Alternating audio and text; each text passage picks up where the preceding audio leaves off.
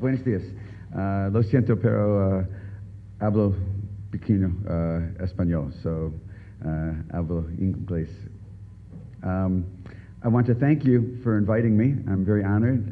Nelson Rodriguez, it was a wonderful invitation to come here to speak with you. We're going to talk about complications of gastric bands. Gastric bands really aren't being performed very much anymore. I think they had their place a decade or two ago, but we're now seeing, again, some of the complications that come from long-standing placement of these bands. Let's see, wrong way, just going to do it. I'll just do it like this. So I have several disclosures for these companies that I work with. Neither of these will affect what we're talking about this morning.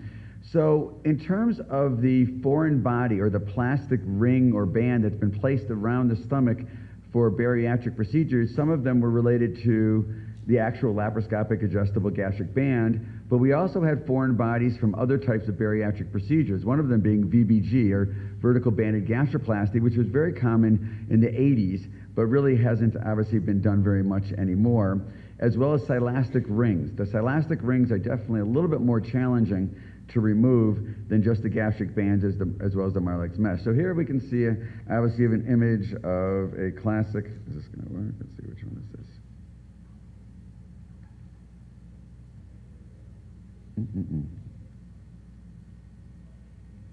There we go.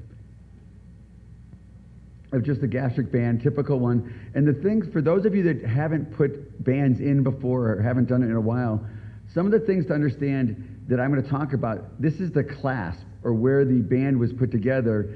And understand that when we try to remove these endoscopically, this is our biggest nemesis. This is the hardest part for us to try to remove, and we'll talk about that in a little bit. So gastric bands were first placed several decades ago in 1995, popularized in Australia, okay, predominantly became FDA approved in the early 2000s because it was thought to be a reversible way of providing a bariatric procedure. You could put them in, leave it in, and then eventually take it out.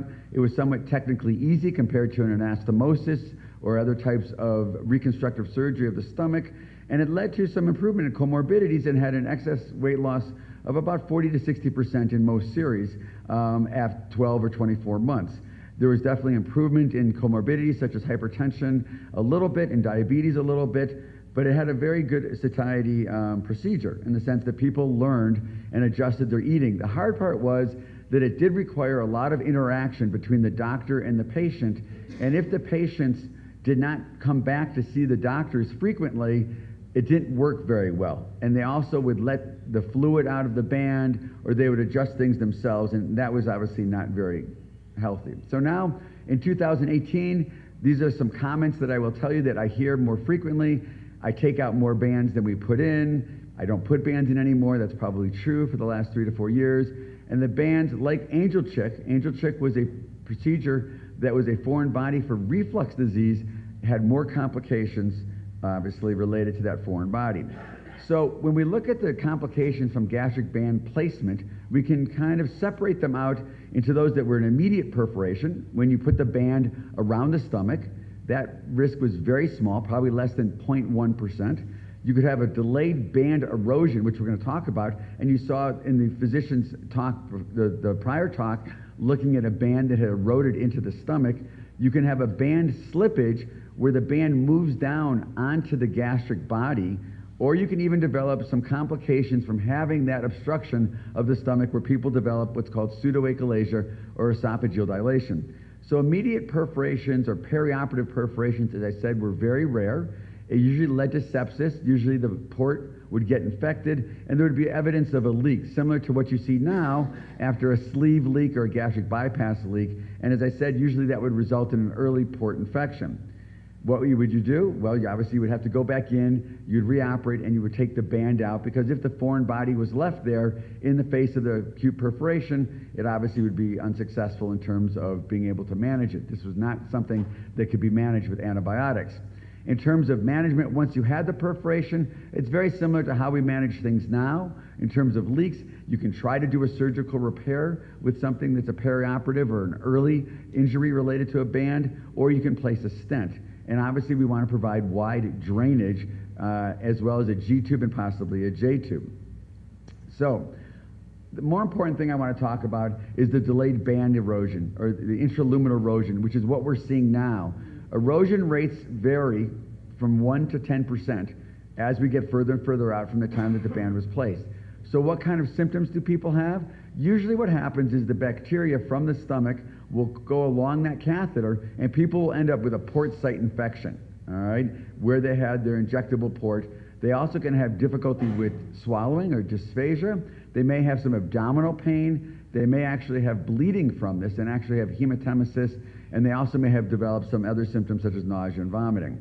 So this is what it looks like, okay, when you look at it with an endoscope, that you can see part of the band now inside the gastric lumen, all right? Here's obviously the endoscope in a retroflex view, and that obviously is a problem when we see that. This is a case we'll talk about, and I'll show you a video here. This is a 55-year-old female.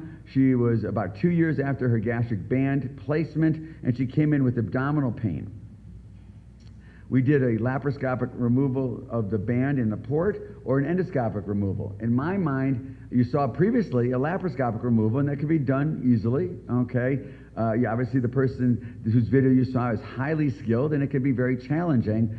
Endoscopic removal does have some difficulties, but I think if you are able to manage an endoscope, you'll probably see that you can take care of it. Now, before we do the endoscopic removal, we have to get rid of the port. So you will have to do an operation to actually remove the port and cut the catheter, because the port obviously cannot be brought out through the mouth. So let's see if this video will play. So here we go. Well, we'll just have to move on. I'm sorry about that. So anyways, so in terms of other complications related to bands, you may have symptoms of dysphagia, as I said, abdominal pain, as well as nausea and vomiting. When the band slips, it will go onto the gastric body, and some of the stomach, similar to like a paraesophageal hernia, the stomach will go up into the chest and cause symptoms similar to a paraesophageal hernia. Here's another case report of gastric band slippage. This is a 35-year-old male, 6-year status post gastric gastric band. He lost about 100 pounds. Severe regurgitation developed, and he couldn't lie flat because he had things that had obstructed inside of the gastric band. And this is what it looks like, okay? So here you can see now that there is a waist here down lower on the stomach, and you have what looks to be like an area of herniated stomach above that, and that's where these people develop symptoms, and this obviously needs to be removed. One of the other things that can happen, in addition to having a gastric band slipping onto the stomach, is you can develop complications related to that manometrically in terms of the function. Here is a high-resolution manometry, and you can see at the bottom here, this is an area of very high pressure, okay, just below the lower esophageal sphincter related to this patient's band. So what do we have to do? We remove the band. Unfortunately, he still was left with a very large dilated esophagus, but at least his symptoms resolved. In this next case, the patient didn't have such luck, okay? So one of the things that can happen is that in addition to having that obstruction and the dilation, people can develop achalasia, what we call pseudoachalasia, similar to Chagas disease, and they can have severe dysphagia and spasms, as well as nausea and vomiting. When we look at overall data from gastric bands, here's a series of just under 800 patients. They had a 52% excess weight loss at 3 years, but a complication rate of about 12%. And at 3 years, you had a band removal rate of about 1.5%, and a slippage rate of just under 3%, as well as this achalasia rate of just under 0.5%. When we look at 15-year data, okay, again, as we go further out, we now see patients, okay, a larger series of patients, again, similar, about a 50% excess weight loss, but you also had issues of reoperation, predominantly for enlargement of either the gastric bubble above the band, or erosions now had doubled from 1.5% to, let me go back up, to 3.5%, and again with port problems in almost a quarter of the patients. So in effect, band advantages were it was a very easy procedure.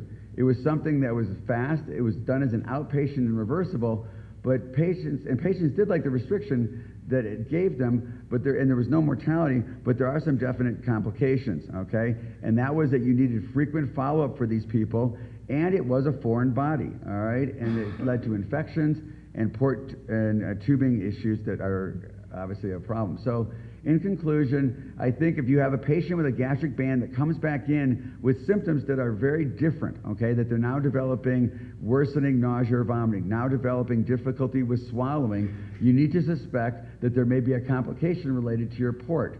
And you're going to want to do an endoscopy as well as a barium swallow on these people to see if they have an issue of either a port migration or actually a port erosion. I would obtain x-rays, as I said. Eventually, if there is esophageal dilation, you're going to want to get a manometric evaluation of the esophagus, and therefore you really want to be able to do your endoscopies to manage these complications, and it does not always require surgery to manage this. These can be managed endoscopically. Thank you very much.